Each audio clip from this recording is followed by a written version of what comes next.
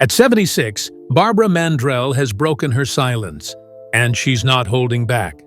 The country music icon, once known for her dazzling stage presence and graceful diplomacy, has finally named the 5 singers she hated most. Behind the rhinestones and rehearsals were years of betrayal, plagiarism, whispered sabotage, and public slights. These weren't petty feuds. They were deep emotional wounds that reshaped her legacy and nearly silenced her forever. But now, after decades of keeping quiet to stay classy, Barbara is telling her truth, because sometimes the only way to heal is to finally say who hurt you the most.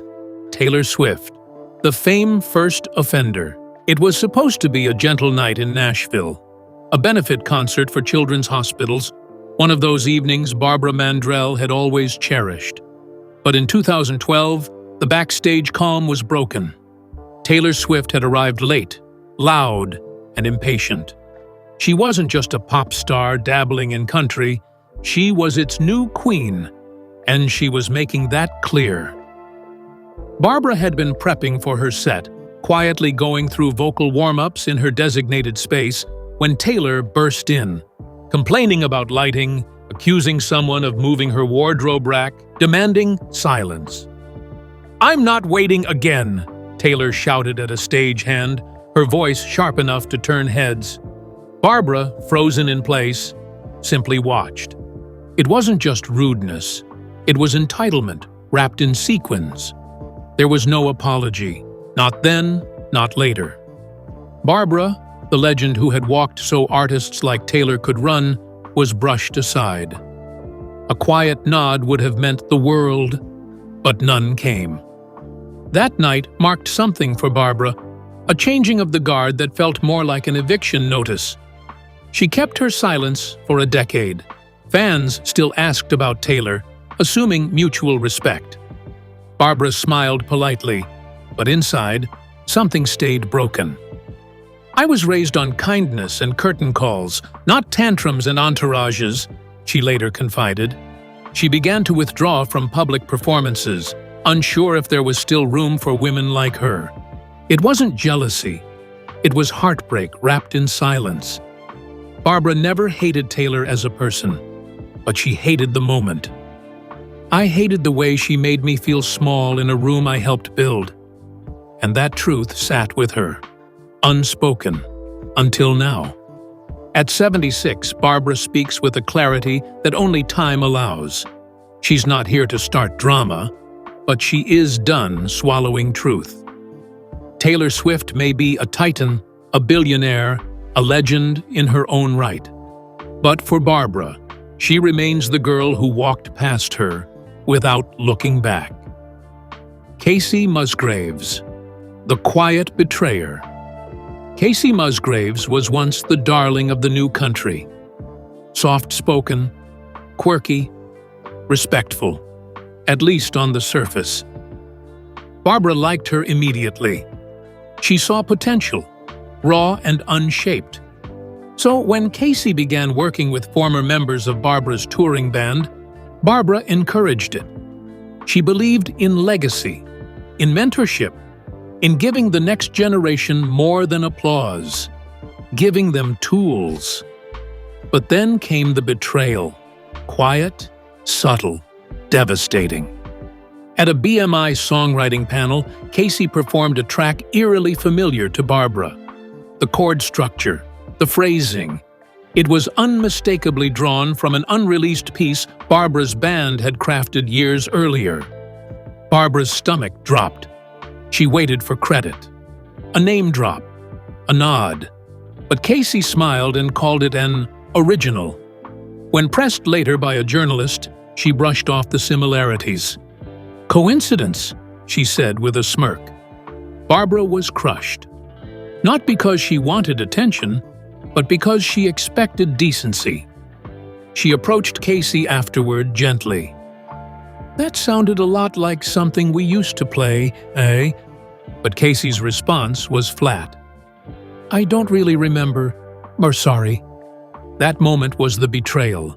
Not the song, but the shrug. Barbara didn't go public.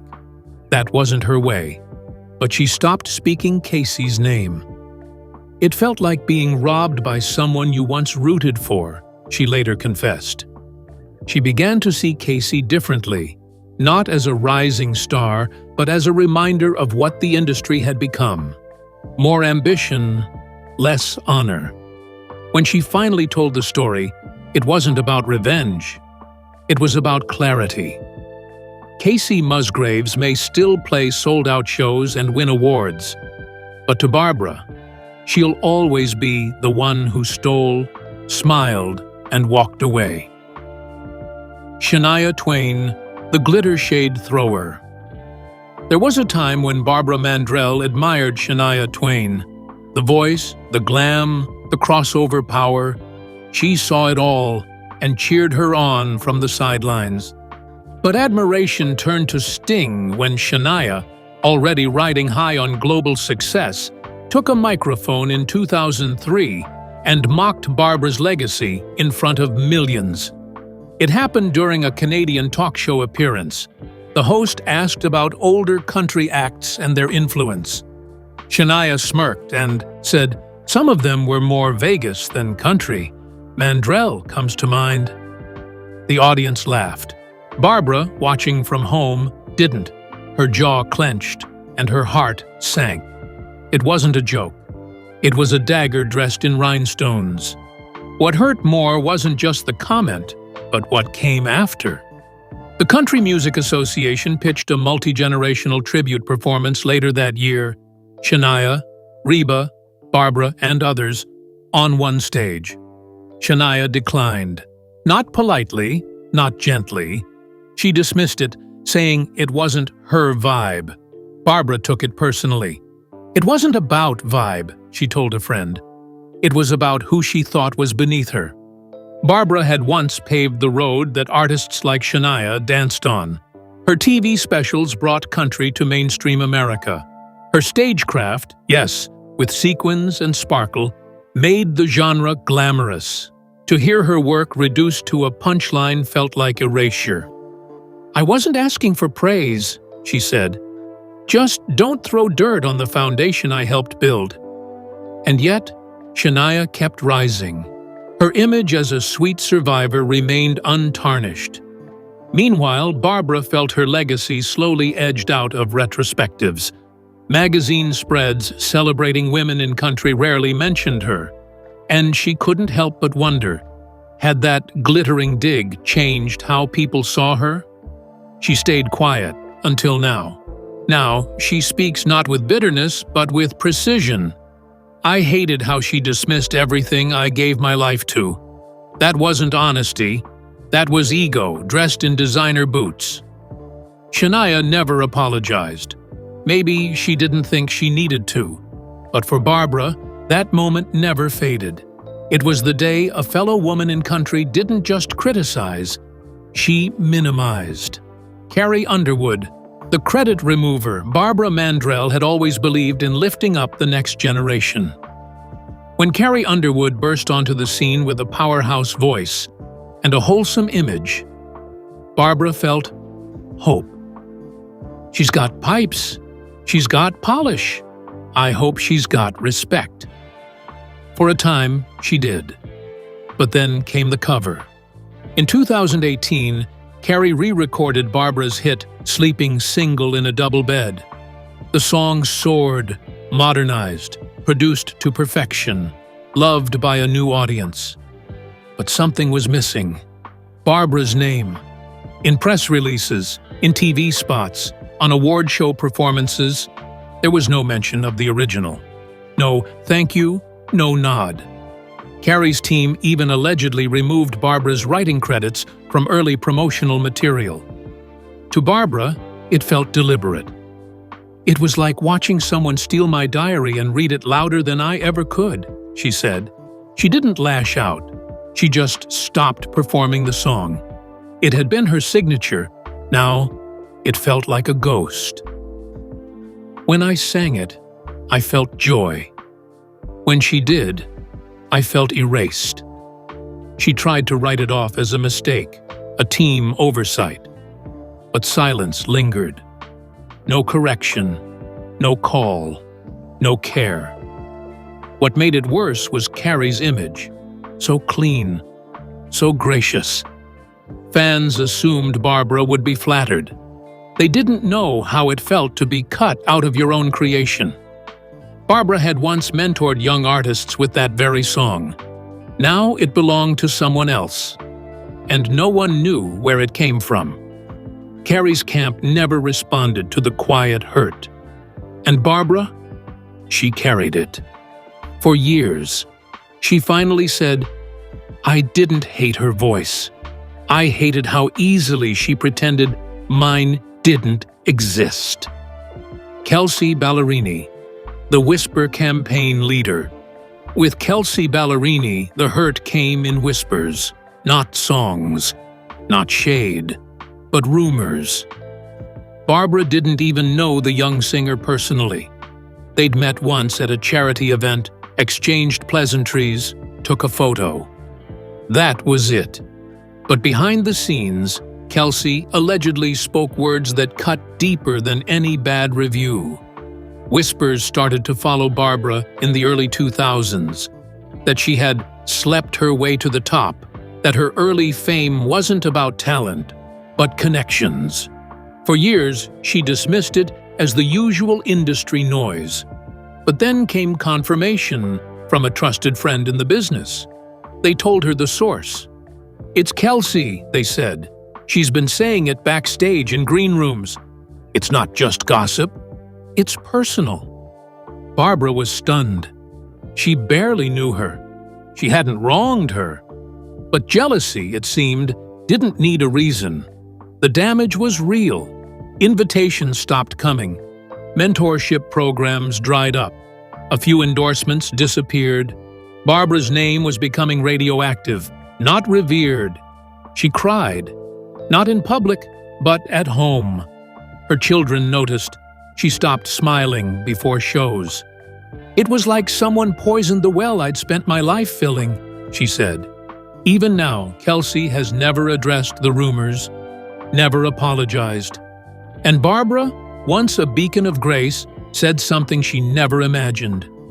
"That girl stabbed me in the back without even shaking my hand." She doesn't wish her failure, but she will never forget the sting. "I hated what she did because it didn't come from rivalry.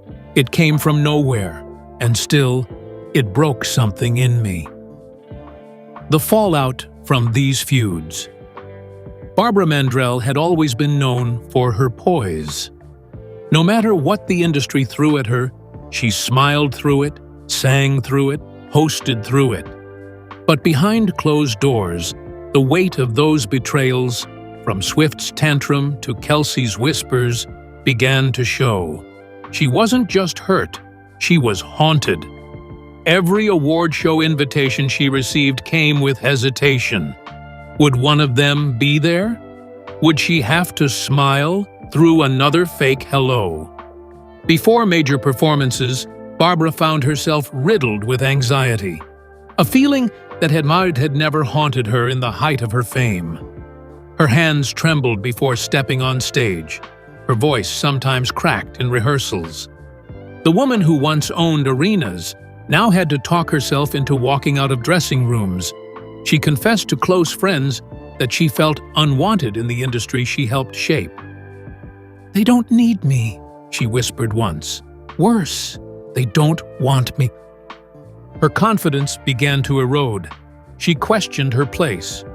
And for the first time in her long, sparkling career, Barbara considered walking away. In the early 2000s, she took an unofficial step back. Fewer appearances, fewer collaborations. The sparkle dimmed, not from age, but from exhaustion. Her children, usually shielded from industry drama, noticed. "You used to glow," one said. "Now it feels like you're hiding." The betrayals weren't just career wounds. They were personal cuts that kept bleeding.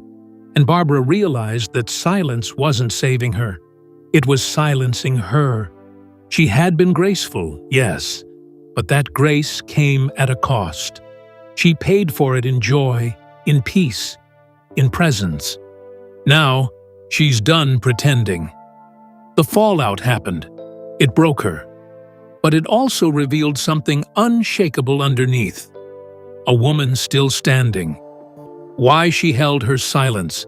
Until now. For decades, Barbara Mandrel swallowed her truth.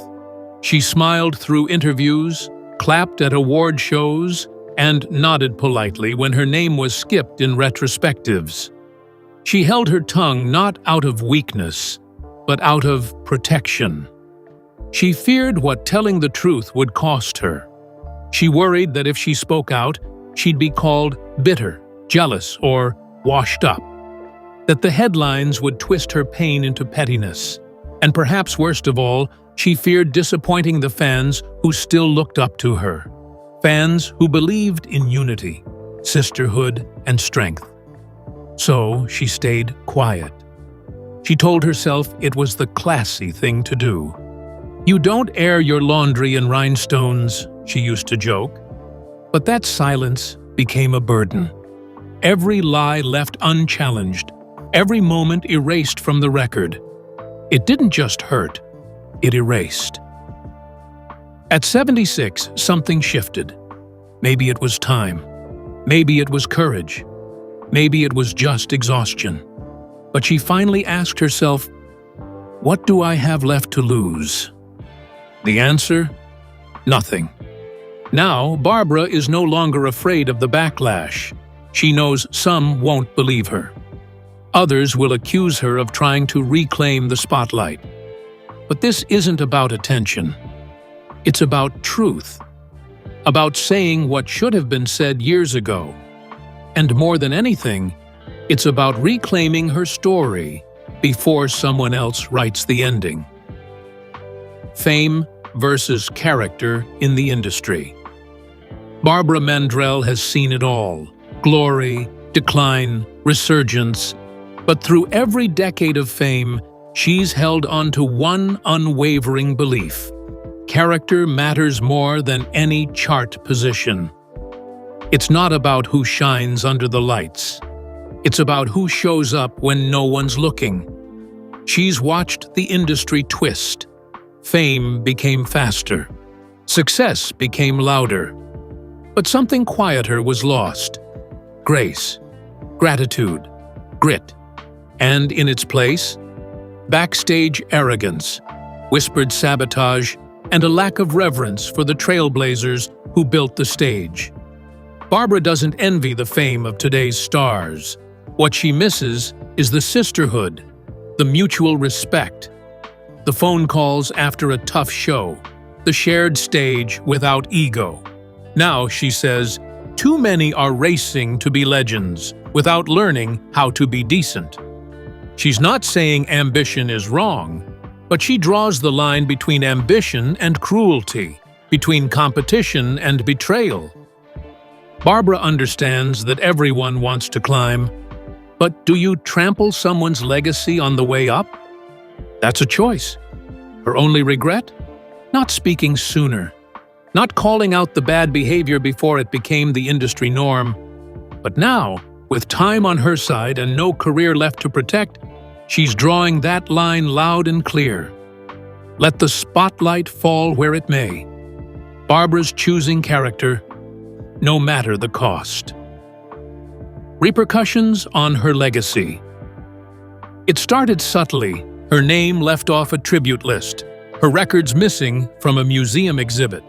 Barbara brushed it off at first. But as the years passed, she noticed a pattern.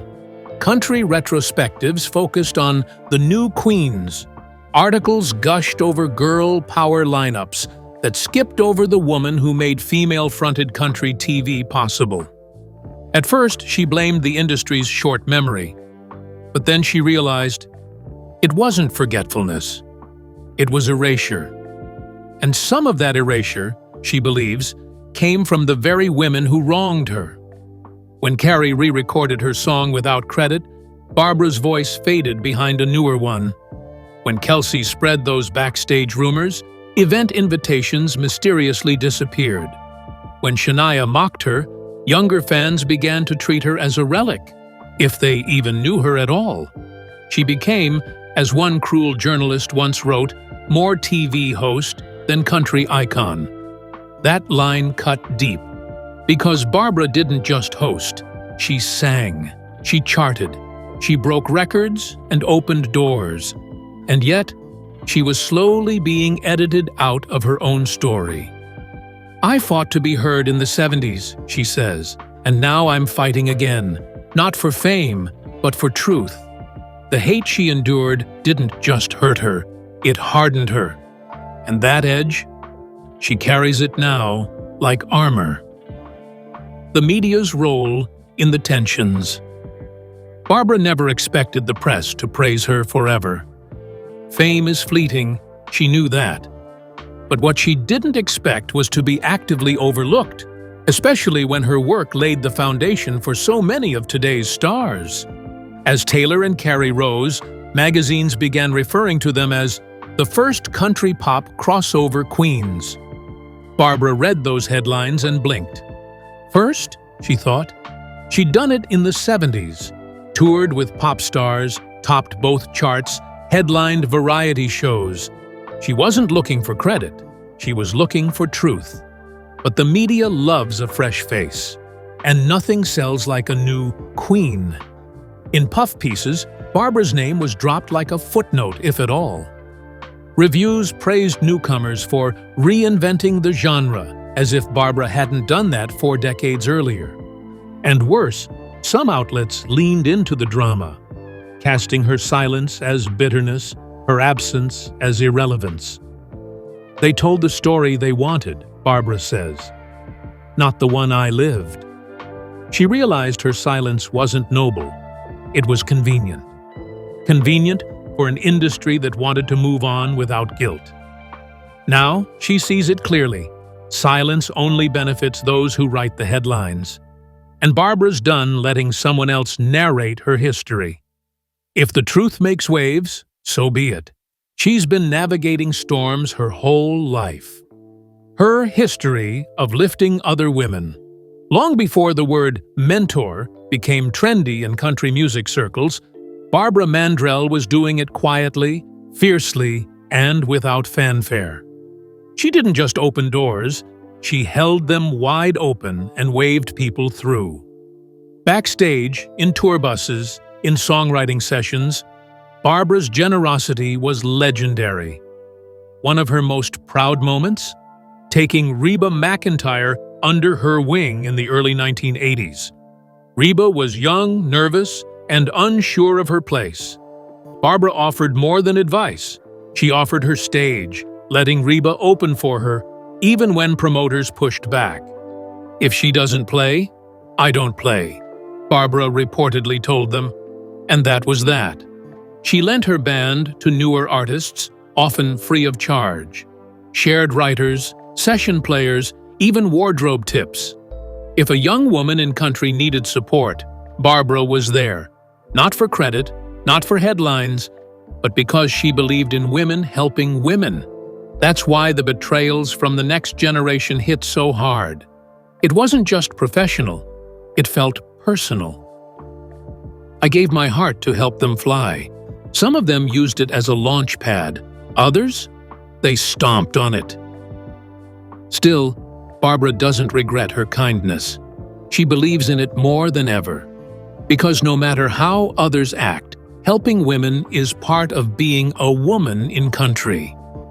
Now, she hopes young artists will learn from both her grace and her pain. How to lift without envy. How to rise without ruining others. That's the legacy she still wants to leave behind. Hate means hurt, not bitterness. The word hate is heavy. It wasn't one Barbara used lightly. But when she finally named the 5 singers who hurt her most, that was the word that came out. Not out of rage, but out of heartbreak. Out of years of silence, dismissal, and disrespect. Still, Barbara clarifies, "I didn't hate them. I hated what they did. I hated how it made me feel." There's a difference. A profound one. This wasn't bitterness. It was woundedness that festered quietly for decades. She didn't want revenge. She wanted recognition, not applause, not pity, just truth. She still prays for every woman on that list. She still listens to their music when it comes on the radio. And sometimes she still tears up, not from anger, but from loss. The loss of what could have been, the loss of unity. The loss of what she once believed the sisterhood in country music was. For Barbara, hate isn't the opposite of love. It's the shadow of it. A response to betrayal. A reaction to pain. I hated it because it mattered. If it hadn't mattered, I'd have forgotten it. No more secrets. Final confessions. This list wasn't easy to make, and it wasn't complete. There were others. Names Barbara still won't say, not out of fear, but out of restraint.